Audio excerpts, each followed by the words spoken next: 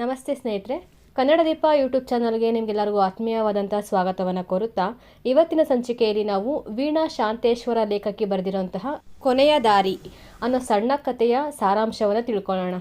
ಕತೆ ಒಳಗಡೆ ಹೋಗೋದಕ್ಕಿಂತ ಮುಂಚೆ ಒಂದು ಸ್ವಲ್ಪ ಕತೆ ಬಗ್ಗೆ ಮಾತಾಡೋದಾದರೆ ನೋಡಿ, ಮಡಿವಂತಿಕೆಯ ಆಚೆಗಿನ ಕತೆ ಈ ಕೊನೆಯ ದಾರಿ ಅಂತಂದರೆ ತಪ್ಪಾಗೋದಿಲ್ಲ. ಯಾಕಂದರೆ ಸಂಪ್ರದಾಯಸ್ಥ ಹೆಣ್ಣಿಗೆ ಇದೇನು ಕತೆ ಬರೆದಿದ್ದಾರೆ ವೀಣಾ ಶಾಂತೇಶ್ವರ ಲೇಖಕಿ ಅಂತ ಅನಿಸುತ್ತೆ. ಇಷ್ಟೊಂದು ಓಪನ್ ಅಪ್ ಆಗಿ ಕೆಲವೊಂದು ವಿಷಯಗಳನ್ನು ಹೇಳೋ ಅವಶ್ಯಕತೆ ಇತ್ತಾ ಅಂತ ಅನ್ನಿಸ್ಬೋದು ಕೆಲವು ಓದುಗರಿಗೆ. ಆದರೆ ಹೆಣ್ಣಿನ ಅಂತರಾಳದ ತುಮುಲಗಳನ್ನು ಯಾವುದೇ ಮುಜುಗರ ಇಲ್ಲದೆ ಇವರು ಹೇಳ್ಕೊಂಡಿದ್ದಾರೆ. ಸ್ತ್ರೀಪರ ಕಾಳಜಿ ಮತ್ತು ಸ್ತ್ರೀವಾದಿ ಚಿಂತನೆಯ ಬಗ್ಗೆ ನಾವು ಈ ಸಣ್ಣ ಕಥೆಯಲ್ಲಿ ನೋಡ್ಬೋದಾಗಿದೆ. ನೋಡಿ, ಗಂಡಿನ ದೌರ್ಜನ್ಯವನ್ನು ಹೆಣ್ಣು ಯಾವ ರೀತಿ ಸಹಿಸ್ಕೊಳ್ಳೋದು ಸಾಧ್ಯ ಆಗುತ್ತೆ? ಇಲ್ಲ ಅಲ್ವಾ? ಆಕೆಯ ಆಂತರ್ಯದಲ್ಲಿ ಆ ಗಂಡಿನ ದೌರ್ಜನ್ಯ ಅನ್ನೋದು ಶಾಶ್ವತವಾಗಿ ಬೇರ್ಬಿಟ್ಟಿರುತ್ತೆ, ಒಂದು ರೀತಿ ಗಾಯ ಮಾಡಿಬಿಟ್ಟಿರುತ್ತೆ. ಅದರಿಂದ ಆಕೆ ಯಾವೆಲ್ಲ ಕಷ್ಟಗಳನ್ನು ಅನುಭವಿಸ್ತಾಳೆ, ಮುಂದಿನ ನಡೆ ಏನು ಅನ್ನೋದು ಈ ಕೊನೆಯ ದಾರಿಯಲ್ಲಿ ನಾವು ಚಿಕ್ಕದಾಗಿ ನೋಡ್ಬೋದು. ಈ ಸಣ್ಣ ಕಥೆಯನ್ನು ನಾವು ಇವತ್ತಿನ ಜನ್ರೇಷನ್ಗೆ ನೋಡೋದಾದರೆ ಇದು ಕ್ವೈಟ್ ಕಾಮನ್ ಅನಿಸುತ್ತೆ. ಯಾಕಂದರೆ ಇದೇನು ಮ್ಯಾಟ್ರೇ ಅಲ್ಲ ಅಂತ ಅನಿಸುತ್ತೆ ಕೆಲವ್ರಿಗೆ. ಯಾಕೆ ಹೇಳಿ? ಇವತ್ತಿನ ಸಮಾಜ ನಡೀತಾ ಇರೋಂಥದ್ದೇ ಆ ಥರ. ಮದುವೆ ಆಗಿ ಡಿವೋರ್ಸ್ ತಗೊತಾ ಇದ್ದಾರೆ, ಗಂಡ ಬೇಡ ಮಗು ಬೇಕು ಅಂತ ಹೇಳ್ತಾ ಇದ್ದಾರೆ, ಸಿಂಗಲ್ ಪೇರೆಂಟ್ ಆಗಿ ವರ್ಕ್ ಮಾಡ್ತಾ ಇದ್ದಾರೆ. ಹೌದಲ್ವಾ? ಇದೇನು ಅಂತ ದೊಡ್ಡ ಸುದ್ದಿ ಅಲ್ಲ. ಯಾಕಂದರೆ ಆಕೆ ಗಂಡನ ಜೊತೆ ಸರಿಯಾಗಿ ಹೊಂದ್ಕೊಂಡು ಹೋಗೋಕ್ಕಾಗಲಿಲ್ಲ, ಗಂಡ ಕಿರುಕಿಳ ಕೊಡ್ತಾ ಇದ್ದ, ಅದಕ್ಕೋಸ್ಕರ ಹೊರಗಡೆ ಬಂದ್ಬಿಟ್ಟಿದ್ದಾಳೆ. ಆಕೆ ಎಷ್ಟು ಮೆಚ್ಯೂರ್ಡಾಗಿ ಬಿಹೇವ್ ಮಾಡ್ತಿದ್ದಾಳಲ್ವಾ? ಆಕೆ ಧೈರ್ಯವಂತೆ, ಗಟ್ಟಿಗಿತ್ತಿ ಅಂತ ಇವತ್ತು ಹೊಗಳುತ್ತೀವಿ. ಆದರೆ ಈ ವೀಣಾ ಶಾಂತೇಶ್ವರ ಲೇಖಕಿಯ ಕಾಲಘಟ್ಟ ನೋಡಿ, 1945 ಹುಟ್ಟಿರೋದವರು. ಸ್ವತಂತ್ರ ಭಾರತದಲ್ಲಿ ಅವರಿದ್ದಿತ್ತಲ್ವ, ಆವಾಗ ಒಂದು ಸ್ವಲ್ಪ ಮಡಿವಂತಿಕೆ ಇತ್ತು. ಇನ್ನೂ ಸಂಪೂರ್ಣವಾಗಿ ಮಡಿವಂತಿಕೆ ಏನು ಹೋಗಿರಲಿಲ್ಲ. ಅದರಲ್ಲೂ ಹೆಣ್ಣು ಈ ಕೆಲವೊಂದಿಷ್ಟು ಆಸೆಗಳಿಗೆ ಬೇಲಿ ಹಾಕ್ಕೊಂಡಿರ್ತಾಳಲ್ವ, ಯಾವತ್ತೂ ಕೂಡ ಅವಳದನ್ನ ಬಾಯಿ ಬಿಟ್ಟು ಹೇಳೋ ಥರದಲ್ಲೇ ಇರ್ತಿರ್ಲಿಲ್ಲ. ಅಕಸ್ಮಾತಾಗಿ ಏನಾದರೂ ಹೇಳ್ಕೊಂಬಿಟ್ರೆ ಅದೇನೋ ಮಹಾಪರಾಧ ಅನ್ನೋ ಥರದಲ್ಲಿ ಟ್ರೀಟ್ ಮಾಡ್ತಾಯಿದ್ರು. ಯಾರು? ಸಂಪ್ರದಾಯಸ್ಥ ಕುಟುಂಬಗಳಿರ್ತಾವಲ್ಲ, ಮಡಿವಂತಿಕೆ ಸಮಾಜ, ಅವರು. ನೋಡಿ, ಅಂಥ ಸಮಾಜದಲ್ಲಿ ಇಟ್ಕೊಂಡು ವೀಣಾ ಶಾಂತೇಶ್ವರ ಅವರು ಇಂಥದ್ದೊಂದು ಸಣ್ಣ ಕತೆ, ಈ ಒಂದು ಕಥೆಯನ್ನು ನಮಗೆ ಕೊಟ್ಟಿದ್ದಾರೆ ಅಂತಂದರೆ ಎಷ್ಟು ಅದ್ಭುತ ಅಲ್ವಾ? ಅವರು ಆಲೋಚನೆ ಮಾಡುವಂಥ ದೃಷ್ಟಿಕೋನ ನೋಡಿ, ಗಂಡು ಹೆಣ್ಣು ಭೇದ ಭಾವ ಅಂತ ಇಲ್ಲ. ನಿನ್ಗೇನು ಅನಿಸುತ್ತೋ ನನಗೂ ಅನಿಸುತ್ತೆ, ನಾನು ಅದನ್ನು ಮಾಡ್ತೀನಿ, ನಾನು ಅದನ್ನು ಹೇಳ್ತೀನಿ ಅನ್ನೋ ಥರದಲ್ಲಿ ಈ ಕತೆ ಇದೆ. ಹೆಚ್ಚಿನದಾಗಿ ಹೇಳೋದಿಲ್ಲ, ನೇರವಾಗಿ ಕತೆಗೆ ಹೋಗ್ಬಿಡೋಣ. ಲಾಸ್ಟಲ್ಲಿ ಈ ಕಥೆಯನ್ನು ಸಮರೈಸ್ ಮಾಡಿ ಹೇಳ್ತೀನಿ. ಕಥಾ ನಾಯಕಿ ಹೆಸರು ಲೀಲಾ, ಲಿಲಿ ಅಂತಲೂ ಕರೀತಾರೆ. ಈಕೆ ಒಂದು ಆಫೀಸಲ್ಲಿ ಕೆಲಸ ಮಾಡಿಕೊಂಡು ಒಬ್ಬಳೇ ವಾಸವಾಗಿರ್ತಾಳೆ. ಯಾರು ಈ ಲಿಲಿ? ಕತೆ ಓದಬೇಕಾದ್ರೆ ಆಕೆಯ ಪರಿಚಯ ಆಗುತ್ತೆ. ನೋಡಿ, ಆಕೆ ಇವಾಗ ಮನೇಲಿದ್ದಾಳೆ. ಆಕೆಗೆ ಡೈರಿ ಬರೆಯುವಂತಹ ಅಭ್ಯಾಸ ಇದೆ. ಆ ಡೈರಿಯಲ್ಲಿ ಬೆಳಗ್ಗೆಯಿಂದ ಸಂಜೆವರೆಗೂ ತಾನೇನೇನೆಲ್ಲ ಮಾಡಿದೆ, ತನ್ನ ಸುಖ ದುಃಖ ಏನು ಅನ್ನೋದನ್ನು ಬರ್ಕೊತಾ ಇದ್ದಾಳಲ್ವಾ, ಅದೇ ಇಲ್ಲಿ ನಮಗೆ ಕತೆ ರೂಪವನ್ನು ಕೊಟ್ಟಿರೋವಂಥದ್ದು. ಆ ಡೈರಿಯಲ್ಲಿ ಈಕೆ ಬರೆದಿರೋಂತಹ ವಿಷಯಾಂಶ. ಈಗ ಆಕೆ ಮನೇಲಿದ್ದಾಳೆ, ಡೈರಿ ಓಪನ್ ಮಾಡಿದ್ದಾಳೆ, ದಿನಾಂಕ ಬರೆದಿದ್ದಾಳೆ 24 ಜುಲೈ 1958. ಇಂದು ಇಡೀ ದಿನ ತಿರುಗಾಡಿ ಸಾಕಾಯಿತು. ಅಬ್ಬಾ, ಎಂತಹ ಹಸಿವು ಆ ಗೋವಿಂದ ಮೂರ್ತಿಗೆ! ಎಷ್ಟೆಲ್ಲ ತಿಳ್ಕೊಂಡಿದ್ದಾನೆ ಅವನು ಆ ವಿಷಯದ ಬಗ್ಗೆ. ಡಾಕ್ಟ್ರಲ್ವೇ? ಛೀ, ಈ ಡಾಕ್ಟ್ರೆಲ್ಲ ಹೊಲಸು ಜನವಪ್ಪ. ಮನುಷ್ಯನ ದೇಹವನ್ನು ಕೊಯ್ದು ಎಲ್ಲ ಅನಾಲಿಸಿಸ್ ಮಾಡಿ ಎಲ್ಲ ನೋಡಿದವರು ಇವರು. ಅದಕ್ಕೆ ಈ ಗೋವಿಂದ ಮೂರ್ತಿಗೆ ಈ ಬಗ್ಗೆ ಏನು ಮಾತಾಡೋದಕ್ಕೂ ನಾಚಿಕೆನೇ ಇಲ್ಲ. ಅದು ಹೀಗೆ, ಇದು ಹೀಗೆ ಅಂತ ನನಗೆ ವಿವರಿಸಿ ಹೇಳ್ತಾನೆ. Lily, you are a perfect women ಅಂದ ನನಗಿವತ್ತು, ಕೆರೆಯ ಪಕ್ಕದ ದಿನೆಯ ಆಚೆ ಕೂತಿದ್ದಾಗ. ನನಗೆ ಅಭಿಮಾನ ಅನಿಸಿತೆ ನನ್ನ ಬಗ್ಗೆ. ಹಾಂ, ಹೌದು ಅಂತ ಕಾಣ್ತದೆ. ಯಾಕೆ ಅನ್ನಿಸ್ಬಾರ್ದು? ನಿನ್ನ ದೇಹ ರಚನೆ ಚೆನ್ನಾಗಿದೆ, ಪೂರ್ಣವಾಗಿದೆ ಅಂತ ಹೇಳಿದಾಗ ಯಾವ ಹೆಂಗಸಿಗೆ ಅಭಿಮಾನ ಅನ್ನಿಸುವುದಿಲ್ಲ? ಆದರೆ ಛೇ, ಗೋವಿಂದ ಮೂರ್ತಿಯೊಂದಿಗೆ ಇಡೀ ದಿನ ತಿರುಗಿ ಕೂತು ಮಲಗಿ ಏನು ಮಾಡಿದರೂ ಒಮ್ಮೆಯೂ ಸಹ ಮೈ ಜುಮ್ ಅನ್ನಲಿಲ್ಲ. ನನಗಿಂಥವರ ಗೆಳೆತನವೇ ಬೇಡವಾಗಿದೆ ಈಗ. ಇವರಿಂದ ಏನೂ ಉಪಯೋಗ ಇಲ್ಲ. ಭಯಂಕರ ಮನುಷ್ಯ ಈ ಗೋವಿಂದ ಮೂರ್ತಿ. ಎಂದೂ ತೀರದ ದಾಹ ಅವನದು. ಬೇರೆ ಮಾತುಗಳಿಗೆ ಅವಕಾಶನೇ ಕೊಡೋದಿಲ್ಲ ಅವನು. ಜೀವನ ಇರೋದು ಒಂದೇ ಸುಖ ಅನುಭವಿಸೋದಕ್ಕೆ ಲೀಲಿ. ಈಗಲ್ದಿದ್ರೆ ಇನ್ಯಾವಾಗ ನಾವು ಮಜವಾಗಿರೋದು? ಮುದುಕರಾದ ಮೇಲೆಯೇ? ಏನು ಪಾಪ ಬಂದಿತ್ತು ಅನ್ನುತ್ತೀಯಾ ಅಂತ ಅಂದು ಅವನು ಭಯಂಕರವಾಗಿ ನಕ್ಕಿದ್ದು ಇನ್ನೂ ನೆನಪಿದೆ ನನಗೆ. ಇಲ್ಲಿ ಕೇಳು ಲಿಲಿ, ಪಾಪ ಪುಣ್ಯ ಎಲ್ಲ ಸುಳ್ಳು. ನನ್ನ ಪಾಲಿಗಂತೂ ಇದೊಂದೇ ಖರೆ ಅನ್ನುತ್ತಾನೆ ಅವನು. ಅವನಂದದ್ದು ಖರೆ ಅಂತ ನನಗೂ ಅನಿಸಿತಲ್ಲ. ಈ ಗೋವಿಂದ ಮೂರ್ತಿಗೂ ಆ ವಿನಯ ಸಾಳ್ಕರ್ಗೂ ಎಲ್ಲಿಂದೆಲ್ಲಿಯ ಹೋಲಿಕೆ? ಮಾತೆತ್ತಿದ್ರೆ ಪಾಪ ಪುಣ್ಯ, ಮೊರಾಲಿಟಿ, ಎಥಿಕ್ಸ್ನ ಗಂಟನೇ ಬಿಸ್ತಾನೆ ಅವನು. ಕಾಲೇಜಲ್ಲಿ ಹುಡುಗರಿಗೆ ಫಿಲಾಸಫಿ ಕಲಿಸಿ ಅಭ್ಯಾಸ ಅವನಿಗೆ. ಏನು ಮಾಡಬೇಕು ಏನು ಮಾಡಬಾರ್ದು ಅಂತ ವಿವೇಚಿಸೋದ್ರಲ್ಲೇ ಜೀವನ ಸವಿಸ್ಬಿಡ್ತಾನೆ. ಒಮ್ಮೆ ಏನಾದರೂ ಪ್ರಯತ್ನ ಮಾಡಿ ವಿನಯನನ್ನು ದಾರಿಗೆ ಹಚ್ಚಬೇಕು. ದಾರಿ ಡಾಕ್ಟರ್ ಗೋವಿಂದಮೂರ್ತಿಯ ದಾರಿಯೇ? ವಿನಯನ ಕೂಡ ನಿಷ್ಠೆ, ಪಾವಿತ್ರ್ಯ, ಜೀವನದ ಮೌಲ್ಯಗಳು ಇತ್ಯಾದಿ ಬಗ್ಗೆ ತಾಸುಗಟ್ಟಲೆ ಸೀರಿಯಸ್ ಆಗಿ ಚರ್ಚೆ ಮಾಡುವಾಗ ಸಿಗುವ ಏನೋ ಒಂದು ಬಗೆಯ ಗಾಳಿಯಲ್ಲಿ ತೇಲಿದಂತಹ ಅನಿಸಿಕೆಯನ್ನು ವ್ಯರ್ಥ ಕಳೆದುಕೊಳ್ಳಲು ಮನಸ್ಸಿಲ್ಲ ನನಗೆ. ನಿದ್ದೆ ಬರುತ್ತಿದೆ, ಮೈಕೈ ನೋವು. ಛೇ, ಇನ್ನು ಆ ಗೋವಿಂದಮೂರ್ತಿಯ ಜೊತೆಗೆ ಔಟಿಂಗ್ಗೆ ಹೋಗಬಾರದು. ಅವನ ಸಹವಾಸವೇ ಸಾಕು. ಇನ್ನು ಅವನೆಂದೂ ನನಗೆ ಬೇಕಾದ್ದನ್ನು ಕೊಡಲಾರ. ನಾಳೆ ಬಾಸ್ಗೆ ಕಳೆದ ತಿಂಗಳ ಅಕೌಂಟ್ಸ್ ಒಪ್ಪಿಸಬೇಕು. ಆಫೀಸ್ ಬಿಟ್ಟ ಮೇಲೆ ಸಂಜೆ ಮನೆಗೆ ಬಾ ಅಂದಿದ್ದರು ನಿನ್ನೆ. ಯಾಕೆ ಬರಲಿಲ್ಲ ಅಂತ ಕೇಳಬಹುದು. ನಾಳೆ ಹೇಳಿಬಿಡುತ್ತೇನೆ ಸ್ಪಷ್ಟವಾಗಿ, ನಿಮ್ಮ ಹೆಂಡತಿ ಊರಿಗೆ ಹೋದಾಗ ಇನ್ನು ನಿಮ್ಮ ಮನೆಗೆ ಬರುವುದಿಲ್ಲ ಎಂದು. ಇವರಿಗೆ ತಮ್ಮ ಆ TB ಹೆಂಡತಿ ಬುರ್ಕಾ ಹಾಕಿಕೊಂಡು 7 ಮಕ್ಕಳನ್ನು ಕಟ್ಟಿಕೊಂಡು ತವರಿಗೆ ಹೋದಾಗಲೆಲ್ಲ ಆಫೀಸಿನ ಕೆಲಸಕ್ಕಾಗಿ ನನಗೆ ಮನೆಗೆ ಬಾ ಅಂತ ಹೇಳುವ ಹುಕ್ಕಿ ಬರುತ್ತದೆ. ಅಯ್ಯೋ, ಅವರ ಗಡ್ಡ, ಉದ್ದನ್ನ ಟೋಪಿ, ಮಾತಿಗೊಮ್ಮೆ ಅಲ್ಲಾಕೆ ಕಸಂ ಪಲ್ಲವಿ, ಈ ಯಾವುದೂ ನಾನು ಲೈಕ್ ಮಾಡುವುದಿಲ್ಲ. ಆ ಪುಷ್ಪಾ ಕುಲಕರ್ಣಿ ಹೇಗೆ ಸಹಿಸುತ್ತಾಳೋ. ಟೈಪ್ ಎಲ್ಲ ಅವರ ಮನೆಯಲ್ಲಿಯೇ ಕೂತು ಮಾಡುತ್ತಾಳೆ. ನನಗಾಗುವುದಿಲ್ಲ ಎಂದು ಹೇಳಿಬಿಡುತ್ತೇನೆ ನಾಳೆ. ಮೆಮೊ ಕಳಿಸಿದರೆ ಕಳಿಸಲಿ, ಕೆಲಸದಿಂದಲೂ ತೆಗೆದುಬಿಡಲಿ ಬೇಕಾದರೆ. ನಿನಗೆ ಬೇಕು ಅನ್ನಿಸ್ದಾಗ ಬಂದು ಬಿಡು, ನನ್ನ ಎಸ್ಟೇಟು ನೋಡಿಕೊಂಡು ಇಲ್ಲೇ ಇದ್ದುಬಿಡು, ನನಗಾರೆ ಬೇರೆ ಯಾರಿದ್ದಾರಾ ಅಂದರು ಶಂಕರೇಗೌಡರು ಮೊನ್ನೆ. ದೇವೂರು ಸಣ್ಣ ಹಳ್ಳಿಯಾದರೂ ಅಡ್ಡಿ ಇಲ್ಲ. ಈ ಬಾಸ್ನ ಅಲ್ಲಾಕೆ ಕಸಂ ನಾನು ತಾಳಲಾರೆ. ನೋಡಿ, ಇದೆಲ್ಲ 24ನೇ ತಾರೀಕು ಲಿಲಿ ಬರೆದಿರುವಂತಹ ಆಕೆಯ ದಿನಚರಿ. ಇದಾದಮೇಲೆ ಒಂದು 4 ದಿವಸ ಬಿಟ್ಕೊಂಡು ಮತ್ತೆ ಒಂದು ದಿನಚರಿ ಬರೀತಾಳೆ. 28 ಜುಲೈ 1958. ಬೇಸರ. ಈ ಬಾಸ್ ಬಹಳ ಕಾಡುತ್ತಿದ್ದಾನೆ. ಇವತ್ತು ಸಂಜೆ ಆ ಎಲ್ಲ ಅಕೌಂಟ್ಸ್ ಬರೆದು ಮುಗಿಸುವ ತನಕ ನನ್ನ ಭುಜದ ಮೇಲಿನ ಕೈ ತೆಗೆಯಲೇ ಇಲ್ಲ. ಮುದುಕನಾದರೂ ಎಷ್ಟು ಚಪಲ ಅವನಿಗೆ. ಚಪಲ, ಬರೇ ಚಪಲ. ಅದಕ್ಕಿಂತ ಹೆಚ್ಚಿನದು ಏನೂ ಇಲ್ಲ. ನಾನು ವಿರೋಧಿಸ್ತೀನಿ ಅಂತ ತಿಳಿದಿದ್ದನೇನೋ. ನಾನು ಏನೂ ವಿರೋಧ ಮಾಡದೇ ಇದ್ದಾಗ ಎಷ್ಟು ಆಶ್ಚರ್ಯ ಅವನಿಗೆ. ಗೋವಿಂದಮೂರ್ತಿಯಿಂದ ಸಿಗಲಾರದ್ದು ಇವನಿಂದಲಾದರೂ ಸಿಕ್ಕೀತೆಂದು ಅಂದೆ. ಆದರೆ ಛೇ, ಇವನೂ ಹೇಳಿಯೇ. ಏನದಿ ಲಿಲಿ, ಮಗು ಬೇಕೆ ನಿನಗೆ? ತೋಬಾ, ನೀನಿನ್ನೂ ಮದುವೆಯಾಗದ ಹುಡುಗಿ.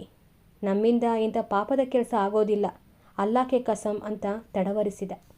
ಇವನ್ ಗಡ್ಡಕ್ಕೆ ಬೆಂಕಿ ಹಚ್ಚಬೇಕು. ಮದುವೆಯಾಗದ ಹುಡುಗಿಯ ಕೂಡ ಮಲಗಲಿಕ್ಕೆ ಬೇಕು ಈ ಸಾಬನಿಗೆ. ಆದರೆ ಅವಳಿಗೆ ಇಷ್ಟೊಂದು ಅವಶ್ಯಕವಾಗಿರುವ ಒಂದು ಸಣ್ಣ ಫೇವರ್ ಮಾಡಲಿಕ್ಕೆ ಬೇಡ ಅವನಿಗೆ. ಪಾಪವಂತೆ. ಥೂ, ಗೋವಿಂದಮೂರ್ತಿಯಿಂದ ಆಗಬೇಕಿತ್ತು ಈ ಕೆಲಸ.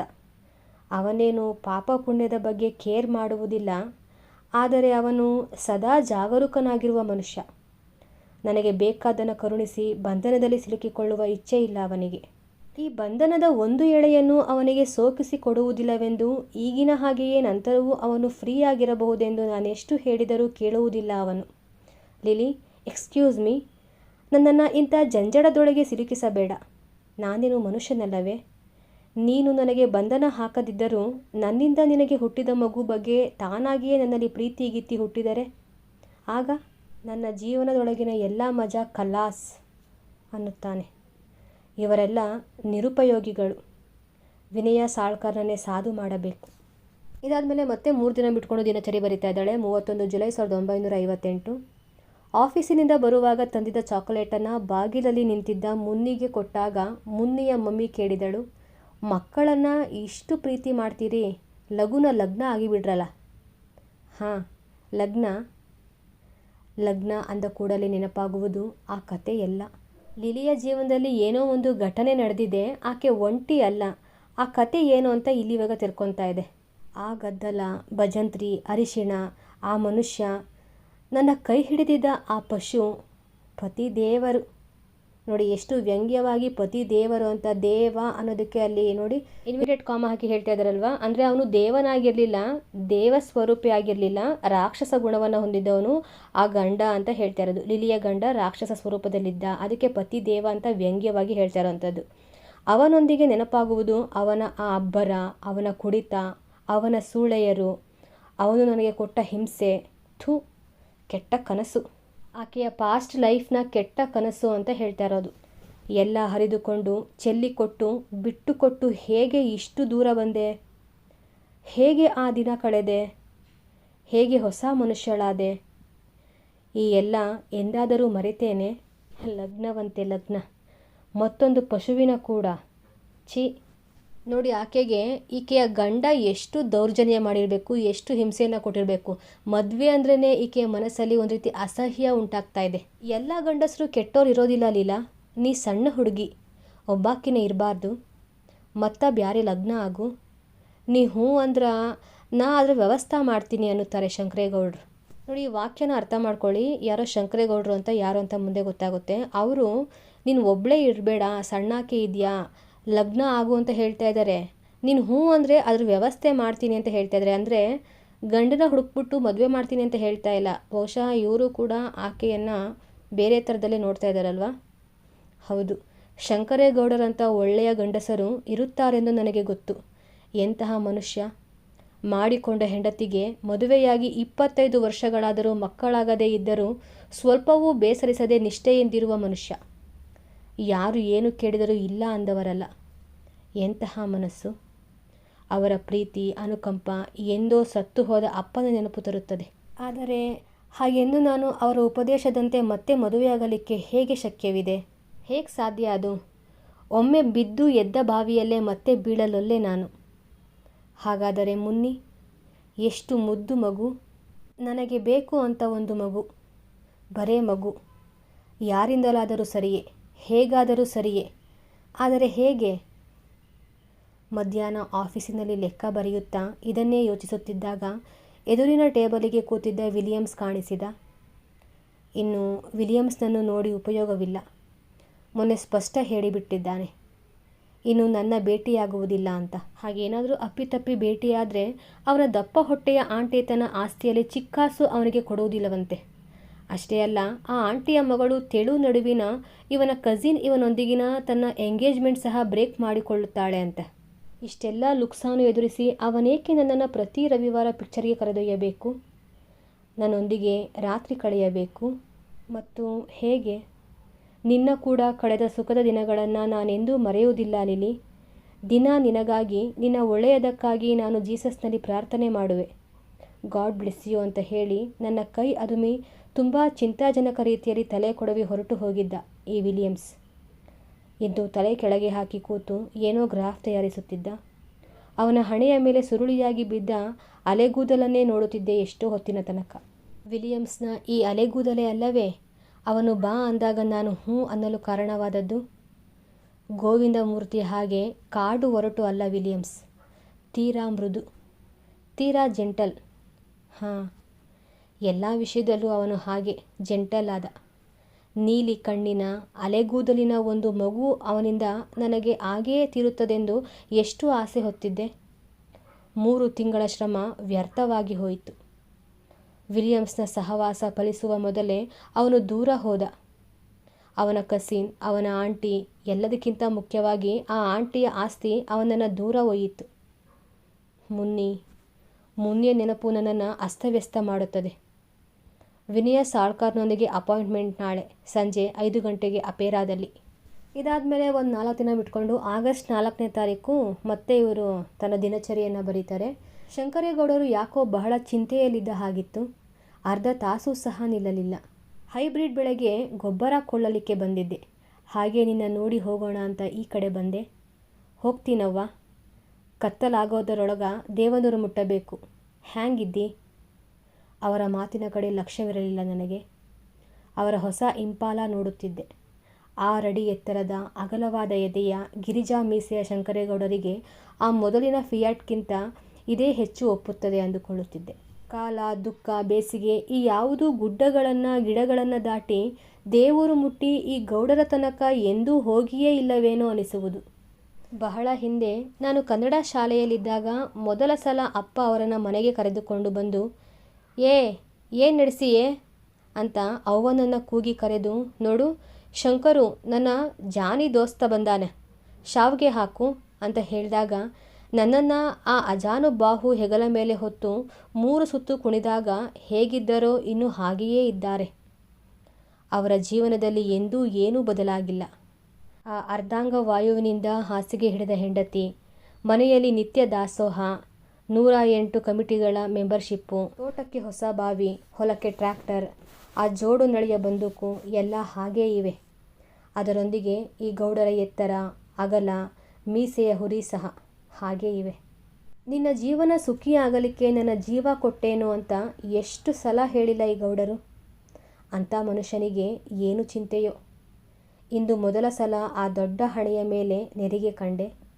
ಮಾತನಾಡದೆ ಆತ ಸುಮ್ಮನೆ ಕೂತಿದ್ದಾಗ ಓಡಿ ಹೋಗಿ ಅವರ ತಲೆಯನ್ನೇ ನನ್ನ ಎದೆಯೊಳಗೆ ಬಚ್ಚಿಟ್ಟುಕೊಂಡು ಮಗುವನ್ನು ರಮಿಸುವಂತೆ ರಮಿಸಬೇಕು ಅನ್ನಿಸಿತು.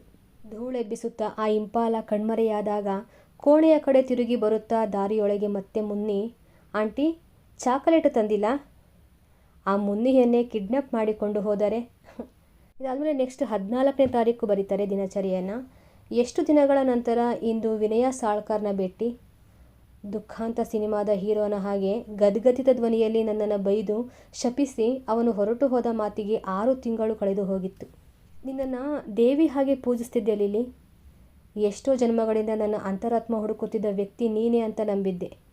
ನಿನ್ನ ಬಿಟ್ಟು ನನಗೆ ಜೀವನವೇ ಇಲ್ಲ ಅಂತ ತಿಳಿದಿದ್ದೆ. ವಿನಯ ಕೆಂಪು ಕಣ್ಣು ಮಾಡಿಕೊಂಡು ಹೇಳಿದ್ದ. ನೀನು ನನ್ನ ಹೃದಯ ಹೊಸಕಿ ಹಾಕಿದಿ, ನನ್ನ ಕನಸುಗಳನ್ನು ಮಣ್ಣು ಮುಕ್ಕಿಸಿದಿ, ನನ್ನ ಜೀವನಕ್ಕೆ ಬೆಂಕಿ ಹಚ್ಚಿದಿ. ನಾನು ಸುಮ್ಮನೆ ಇದ್ದೆ. ವಿನಯ ಹೇಳುತ್ತಿದ್ದುದರಲ್ಲಿ ಸತ್ಯಾಂಶ ಇತ್ತೇನೋ.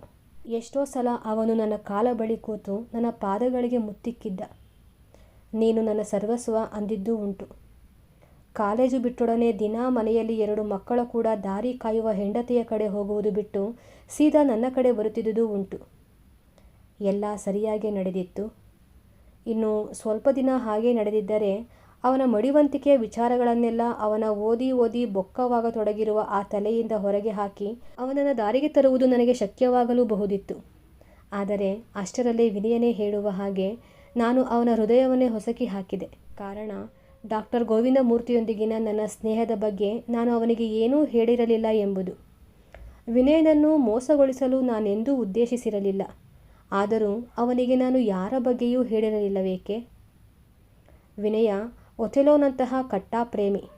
ಪ್ರೀತಿ, ಆತ್ಮ, ಜನ್ಮಾಂತರದ ನಂಟು ಇತ್ಯಾದಿ ಬಗ್ಗೆ, ದೇಹಗಳ ನಶ್ವರತೆಯ ಹಾಗೂ ಭಾವನೆಗಳ ಶಾಶ್ವತತೆಯ ಬಗ್ಗೆ ಅವನು ಲೆಕ್ಚರ್ ಕೊಡುವಾಗೆಲ್ಲ ನನಗಿದು ಚೆನ್ನಾಗಿ ಗೊತ್ತಾಗುತ್ತಿತ್ತು. ಮಾತಿನಿಂದ, ಕೇವಲ ಮಾತಿನಿಂದ. ಅದೂ ಸಹ ಯಾವಾಗಲೂ 1.5 ಫೂಟು ದೂರವೇ ಕೂತು ಆಡುವ ಮಾತಿನಿಂದ. ಅವನಿಗೆ ನನ್ನನ್ನು ಮುಗಿಲಲ್ಲಿ ತೇಲಿಸಬಲ ಸಾಮರ್ಥ್ಯವಿತ್ತು. ಅಂಥ ವಿನಯನನ್ನು ಸುಮ್ಮನೆ ಕಳೆದುಕೊಳ್ಳುವುದೇ?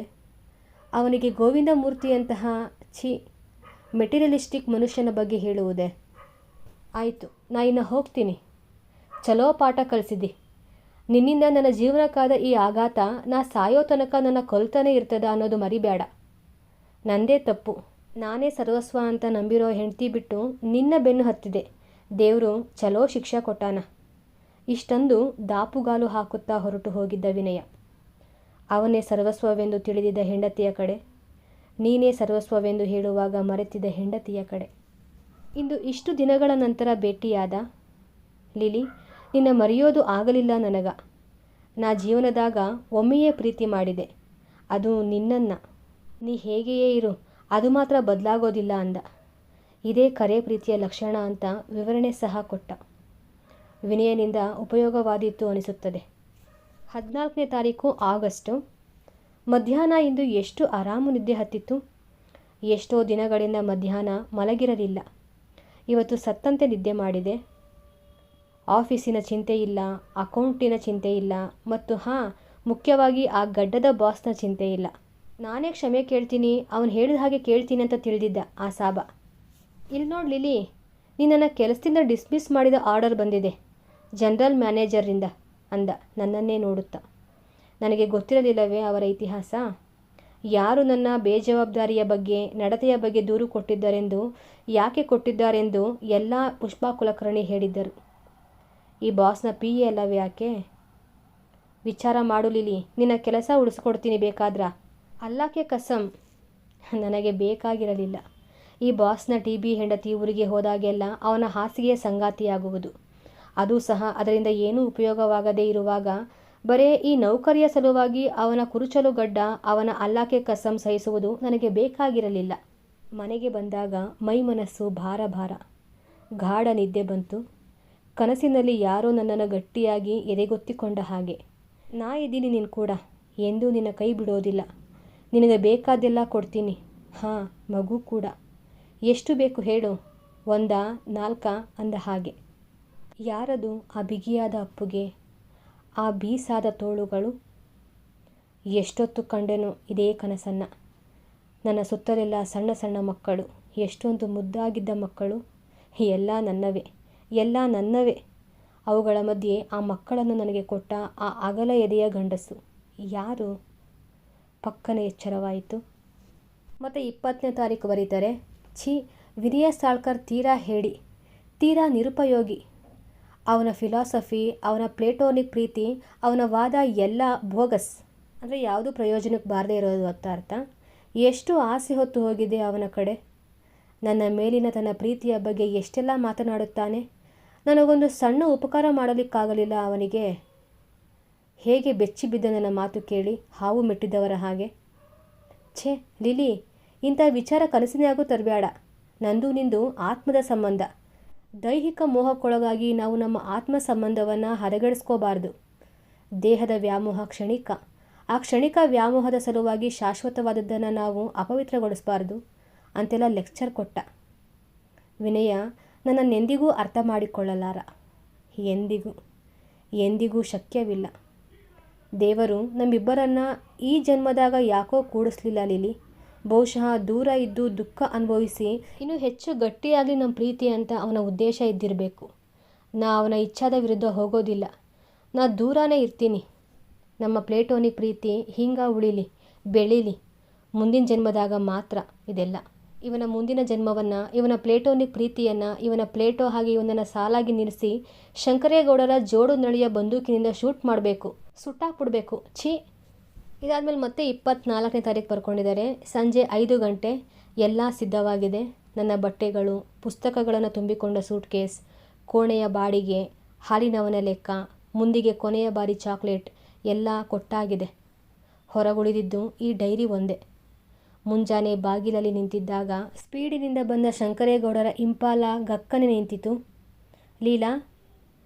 ನಾನು ಸುಮ್ಮನೆ ಇದ್ದೆ. ಲೀಲಾ, ನಿನ್ನ ಪತ್ರ ಮುಟ್ಟಿತು. ಆಗಲೂ ನಾನು ಸುಮ್ಮನೆ ಇದ್ದೆ. ಸ್ವಲ್ಪ ಮಾರ್ಕೆಟಿನೊಳಗೆ ಕೆಲಸದ, ಹೋಗಿ ಮುಗಿಸ್ಕೊಂಡು ಬರ್ತೀನಿ. ಸಂಜೆ 5 ಗಂಟೆ ಸುಮಾರಿಗೆ ತಯಾರಾಗಿರು, ಹೋಗೋಣಂತ. ಸರಳ. ಕಾರು ಬಂದಷ್ಟೇ ವೇಗವಾಗಿ ಹಿಂತಿರುಗಿ ಹೋಗಿತ್ತು. ನನಗೆ ಗೊತ್ತಿತ್ತು, ಎಂದು ಯಾತಕ್ಕೂ ಯಾರಿಗೂ ಇಲ್ಲವೆಂದವರೇ ಅಲ್ಲ ಆತ. ನನ್ನ ಮೈ ಗಾಳಿಯಲ್ಲಿ ತೇಲುವಷ್ಟು ಹಗುರ. ಕಣ್ಣ ತುಂಬ ಮೊನ್ನೆ ಮಧ್ಯಾಹ್ನ ಕಂಡ ಕನಸು. ಹೋ, ಹಾರ್ನ್. ಇಲ್ಲಿಗೆ ಕೊನೆಯ ದಾರಿ ಕತೆ ಮುಕ್ತಾಯ ಆಗುತ್ತೆ. ಈಗ ಇಡೀ ಕಥೆಯ ಸಾರಾಂಶವನ್ನು ಚಿಕ್ಕದಾಗಿ ಹೇಳಬೇಕು ಅಂತಂದರೆ, ಕಥಾನಾಯಕಿ ಲೀಲಾಗೆ ಈಗ ಆಲ್ರೆಡಿ ಮದುವೆ ಆಗಿರುತ್ತೆ. ಆಕೆಯ ಗಂಡ ತುಂಬ ಕೆಟ್ಟ ಗುಣದವನು, ಅನೇಕ ಸಹವಾಸಗಳನ್ನು ಹೊಂದಿದ್ದ, ದುಶ್ಚಟಗಳಿಗೆ ದಾಸನಾಗಿದ್ದ. ಇದು ಸಾಲದು ಅಂತ ಆಕೆ ಮೇಲೆ ದಬ್ಬಾಳಿಕೆಯನ್ನು ಮಾಡ್ತಾ ಇದ್ದ. ಹಾಗಾಗಿ ಅವನಿಂದ ಬಿಡಿಸ್ಕೊಂಡು ಈಕೆ ಸ್ವತಂತ್ರವಾಗಿ ಒಬ್ಬಳೇ ಜೀವಿಸೋದಕ್ಕೆ ಮುಂದಾಗ್ತಾಳೆ. ಲೀಲಾ ಒಂದು ಆಫೀಸಲ್ಲಿ ಕೆಲಸಕ್ಕೆ ಸೇರ್ಕೊತಾಳೆ.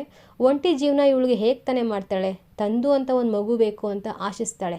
ಮದುವೆ ಬೇಡ, ಆದರೆ ಮಗು ಬೇಕು, ನನಗೆ ಮುದ್ದಾಡೋದಕ್ಕೆ, ನನ್ನ ಜೊತೆಯಾಗೋದಕ್ಕೆ ಒಂದು ಮಗು ಬೇಕು ಅಂತ ಬಯಸ್ತಾಳೆ.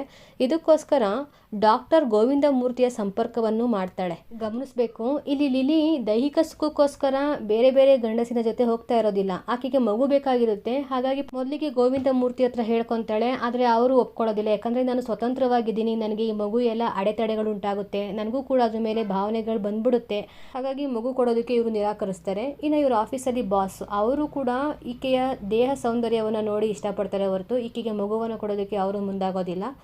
ಇನ್ನು ವಿನಯ ಸಾಳ್ಕರ್ ಅಂತ ಒಬ್ಬರು ಫಿಲಾಸಫಿ ಪ್ರೊಫೆಸರ್ ಇರ್ತಾರೆ.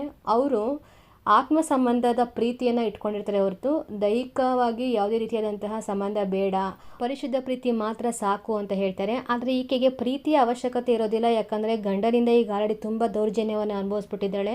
ಮದುವೆ ಅಂದ್ರೆ ಹೆದರ್ಕೊತಾ ಇದ್ದಾಳೆ. ಹಾಗಾಗಿ ಮದುವೆ ಬೇಡ, ನನಗೆ ಮಗು ಬೇಕು ಅಂತ ಕೇಳ್ತಾ ಇರೋದಲ್ವಾ. ಇವನು ಮಗು ಕೊಡೋದಕ್ಕೆ ರೆಡಿ ಇಲ್ಲ. ಇನ್ನು ಆಫೀಸಲ್ಲಿ ವಿಲಿಯಮ್ ಅಂತ, ಅವರು ಕೂಡ ಇವ್ರ ಜೊತೆ ತುಂಬ ಚೆನ್ನಾಗಿ ಸುತ್ತಾಡಿ ಫಿಲಮ್ಗೆಲ್ಲ ಕರ್ಕೊಂಡೋಗಿ ಇವ್ರ ಜೊತೆ ರಾತ್ರಿಗಳನ್ನೆಲ್ಲ ಕಳೆದು ಮಗು ಕೊಡೋದಕ್ಕೆ ಅವನು ಕೂಡ ನಿರಾಕರಿಸ್ಬಿಟ್ಟ. ಇನ್ನು ಕೊನೆಯದಾಗಿ ಉಳಿದಿದ್ದೆ ಇವರ ಅಪ್ಪನ ಸ್ನೇಹಿತ ಶಂಕರೇಗೌಡರು. ಅವರು ಶ್ರೀಮಂತರು. ಅವ್ರ ಹೆಂಡತಿ ಪ್ಯಾರಾಲಿಸಿಸ್ ಅಟ್ಯಾಕ್ ಆಗಿ ಹಾಸಿಗೆಯನ್ನು ಹಿಡಿದಿದ್ದಾರೆ. ತುಂಬ ವರ್ಷಗಳೇ ಆಗಿದೆ ಮದುವೆ ಆಗಿ, ಒಂದು ಕೂಡ ಮಕ್ಕಳಾಗಿಲ್ಲ. ದಯಾಳುಗಳು, ಕರುಣಾಮಯಿ, ಎಲ್ಲರಿಗೂ ಸಹ ಸಹಾಯ ಮಾಡಿದವರು, ಯಾರು ಏನೇ ಕೇಳಿದ್ರು ಇಲ್ಲ ಅನ್ನೋದಿಲ್ಲ ಈ ಶಂಕರೇಗೌಡರು. ಇಂಥವ್ರು ಲಿಲಿಗೆ ಹೇಳ್ತಾ ಇದ್ದಾರೆ, ನಿನ್ನ ಜೀವನ ಸುಖವಾಗೋದಕ್ಕೆ ನನ್ನ ಜೀವ ಬೇಕಾದರೂ ಕೊಡ್ತೀನಿ ಅಂತ ಹೇಳ್ತಿದ್ದಾರೆ. ಅಂದರೆ ಇವರು ಆಕೆಯನ್ನು ಯಾವ ರೀತಿ ಪ್ರೀತಿಸ್ತಾ ಇದ್ದಾರೆ ಅಥವಾ ಮದುವೆ ಮಾಡ್ಕೊತಾರಾ ಗೊತ್ತಿಲ್ಲ. ಒಟ್ಟಿನಲ್ಲಿ ನೀನು ಚೆನ್ನಾಗಿರಬೇಕು ಅಂತ ಹೇಳ್ತಾ ಇದ್ದಾರೆ. ಈಕೆಗೂ ಕೂಡ ತನ್ನ ತಂದೆಯ ಪ್ರೀತಿ, ಎಲ್ಲ ಹೆಣ್ಮಕ್ಳು ಹಂಗೆ ತಾನೇ ಬಯಸೋದು, ಗಂಡನಲ್ಲಿ ತಂದೆಯ ಪ್ರೀತಿಯನ್ನು ನೋಡಬೇಕು ಅಂತ ಬಯಸ್ತೀವಲ್ವ. ಈಕೆಗೆ ಅದು ಕಾಣ್ತಾ ಇದೆ. ಶಂಕರೇಗೌಡರು ಎಷ್ಟು ಒಳ್ಳೆ ವ್ಯಕ್ತಿ, ಯಾರಿಗೂ ಕೂಡ ಕೇಳಿದ್ದನ್ನು ಇಲ್ಲ ಅಂತ ಅನ್ನೋದಿಲ್ಲ, ನನಗೂ ಕೂಡ ನನಗೆ ಬೇಕಾಗಿರೋದನ್ನು ಕೊಟ್ಟೇ ಕೊಡ್ತಾರೆ ಇವರು ಅಂತ ಕೊನೆಯ ದಾರಿ ಶಂಕರೇಗೌಡರ ದಾರಿಯನ್ನು ಅವರ ಊರಿನ ಕಡೆ ಅವ್ರ ಜೊತೆ ಜೀವನ ಮಾಡೋದಕ್ಕೆ ಹೋಗ್ತಾಳೆ. ಕಥೆಯ ಮಧ್ಯದಲ್ಲಿ ಲಿಲಿ ಹೇಳ್ತಾಳೆ, ಇವರೆಲ್ಲ ನಿರುಪಯೋಗಿಗಳು ಅಂತ. ಯಾರನ್ನ? ಆ ಗಂಡಸರನ್ನ ನಿರುಪಯೋಗಿಗಳು ಅಂತ ಹೇಳ್ತಾಳಲ್ವ. ಎಷ್ಟು ಬೋಲ್ಡಾಗಿ ಬರೆದಿದ್ದಾರೆ ನೋಡಿ ವೀಣಾ ಶಾಂತೇಶ್ವರ ಲೇಖಕಿಯವರು, ನಿರುಪಯೋಗಿಗಳು ಅಂತ, ಅದು ಗಂಡಸರನ್ನ. ಕಥೆಯ ಮಟ್ಟಿಗೆ ಅದು ನಿಜನೇ. ಯಾಕಂದರೆ ಆಕೆಯ ಆಸೆಯನ್ನು ಅವಳಿಗಾಗಲೇ ವ್ಯಕ್ತಪಡಿಸಿದ್ದಾಳೆ. ಅದನ್ನು ಕೊಡೋದಕ್ಕಾದರೆ ಅವಳ ಜೊತೆ ಮುಂದುವರಿಬೇಕು, ಇಲ್ಲಾಂದರೆ ಯಾಕೆ ಮುಂದುವರಿಬೇಕು? ಆಕೆಯ ಮನಸ್ಸಿನ ಆಸೆಗಳನ್ನು ತಿಳ್ಕೊಂಡು ಆಕೆನ ಬಳಸ್ಕೊಳ್ಳೋದಕ್ಕೆ ನೋಡಿದ್ರೆ ಹೊರತು ಅವಳ ಆಸೆನ ಈಡೇರಿಸಿ ಅವಳ ಖುಷಿಗೊಳಿಸ್ಬೇಕು ಅಂತ ಯಾರೂ ಯೋಚನೆ ಮಾಡಲಿಲ್ಲ. ಆ ನಿಟ್ಟಿನಲ್ಲಿ ಶಂಕರೇಗೌಡರು ತುಂಬ ಒಳ್ಳೆಯ ವ್ಯಕ್ತಿ ಅಂತ ನನಗನ್ಸುತ್ತೆ. ಯಾಕಂದರೆ ಅವ್ರ ಅನುಕಂಪ ಪ್ರೀತಿ ಯಾವ ಮಟ್ಟದಲ್ಲಿತ್ತು ಅಂತಂದರೆ, ಹೇಗಾದರೂ ಸರಿ ಒಟ್ಟಿನಲ್ಲಿ ಆಕೆನ ಸುಖವಾಗಿಡಬೇಕು, ಖುಷಿಯಾಗಿಡಬೇಕು ಅಂತ ಅವ್ರ ಮನಸ್ಸಿಗೆ ಬಂತಲ್ವ. ಜೊತೆಗೆ ತನ್ನೂರಿಗೆ ಕರ್ಕೊಂಡು ಹೋಗ್ತಾ ಇದ್ದಾರೆ. ಯಾರಿಗೊತ್ತು, ಮುಂದೆ ಮದುವೆನೂ ಆಗ್ಬೋದು, ಅಥವಾ ಮದುವೆ ಆಗ್ದಲೇ ಇವಳ ಆಸೆಗಳನ್ನು ಈಡೇರಿಸಿ ಜೊತೆಲೇ ಇಟ್ಕೊಬೋದು ಅಲ್ವಾ. ಈಕೆಯನ್ನು ಎಲ್ಲೂ ಕೈ ಬಿಡದೆ ಸುಖವಾಗಿ ನೋಡ್ಕೊತೀನಿ, ಅದಕ್ಕೋಸ್ಕರ ನನ್ನ ಜೀವ ಬೇಕಾದರೂ ಕೊಡ್ತೀನಿ ಅಂತ ಹೇಳಿದ್ದಾರೆ ಅಂತಂದರೆ ಅಲ್ಲೊಂದು ನಿಷ್ಕಲ್ಮಶವಾಗಿರುವಂಥ ಪ್ರೀತಿ ಇದ್ದೇ ಇರುತ್ತೆ. ವಯಸ್ಸಲ್ಲಿ ದೊಡ್ಡವರಾಗಿದ್ದರೂ ಆಕೆಗೆ ಏನೂ ಅಭ್ಯಂತರ ಇಲ್ಲ ಅಂತಂದರೆ ಇನ್ನು ಬೇರೆ ಮಾತಿನ ಅವಶ್ಯಕತೆಯೇ ಇಲ್ಲ. ನೋಡಿ, ಆ ವಿನಯ ಸಾಳ್ಕರ್ ಈಕೆಯನ್ನು ಪ್ರೀತಿ ಮಾಡ್ತಿದ್ದ, ಆದರೆ ಆಕೆಯ ಆಸೆಗಳನ್ನು ಈಡೇರಿಸೋದಕ್ಕೆ ಆತ ಶಕ್ಯನಾಗಿಲ್ಲ. ಕತೆ ಓದಬೇಕಾದ್ರೆ ಕೆಲವರಿಗೆ ಸ್ವಲ್ಪ ಇರುಸು ಮುರುಸು ಅನ್ನಿಸ್ಬೋದು, ಯಾಕಂದರೆ ಟಾಪಿಕ್ ಆ ಥರ ಇದೆ. ಆದರೆ ಈಗಿನ ಕಾಲಘಟ್ಟದಲ್ಲಿ ಮದುವೆ ಬೇಡ, ಮಗು ಬೇಕು ಅಂತ IVF ಟ್ರೀಟ್ಮೆಂಟ್ ಎಲ್ಲ ತಗೊತಾರೆ. ಟೆಕ್ನಾಲಜಿ ಎಷ್ಟೊಂದು ಇಂಪ್ರೂವ್ಮೆಂಟ್ ಆಗಿದೆ ಅಲ್ವಾ. ಅವಾಗೆಲ್ಲ ಗಂಡನ ಬಿಟ್ಟು ಬರಲೇಬಾರ್ದು, ಸತ್ರು ಕೆಟ್ಟರು ಅವ್ರ ಮನೇಲೇ ಇರಬೇಕು ಅಂತ ಇತ್ತು. ಆದರೆ ಈಗ ಹಂಗಲ್ಲ, ಗಂಡನ್ನ ಡಿವೋರ್ಸ್ ಕೊಟ್ಟು ಸಿಂಗಲ್ ಪೇರೆಂಟ್ ಆಗಿ ಎಷ್ಟು ಚೆನ್ನಾಗಿ ಮಗು ನೋಡಿಕೊಂಡು ಜೀವನವನ್ನು ನಡೆಸ್ತಾ ಇದ್ದಾರೆ ನೋಡಿ. ಹೆಣ್ಣಿಗೆ ಈಗಿರೋಂಥ ಸ್ವಾತಂತ್ರ್ಯ ಬಹಳ ಹಿಂದೆ ಇರಲಿಲ್ಲ. ಆಕೆಗೆ ಏನು ಅನಿಸುತ್ತಲ್ವ ಅದನ್ನೆಲ್ಲ ಹೇಳ್ಕೊಳ್ಳೋದಕ್ಕೆ ತುಂಬ ಮುಜುಗರ ಪಡ್ತಾ ಇದ್ಲು. ಯಾಕೆ ಹಿಂಗೆ ಅಂದರೆ ಆ ಗಂಡು ಸಮಾಜನೇ ಏನು ಹಿಂಗೆ ಮಾತಾಡ್ತೀಯ, ನಿನ್ಗೆ ಅಸಹ್ಯ ಆಗಲ್ವಾ ಅಂತ ಆಕೆನ ತುಂಬ ಕುಗ್ಗಿಸ್ಬಿಡ್ತಾ ಇದ್ರು. ಈಗ ನೋಡಿ ಎಲ್ಲ ಓಪನಾಗಿ ಮಾತಾಡ್ತಾರೆ. ಏನು ಎಲ್ಲ ಮುಚ್ಚಿಕೊಂಡು ಮಾತಾಡ್ತೀಯ, ನೇರವಾಗಿ ಮಾತಾಡು ಅಂತ ಡೈರೆಕ್ಟಾಗಿ ಕೇಳ್ತಾರೆ.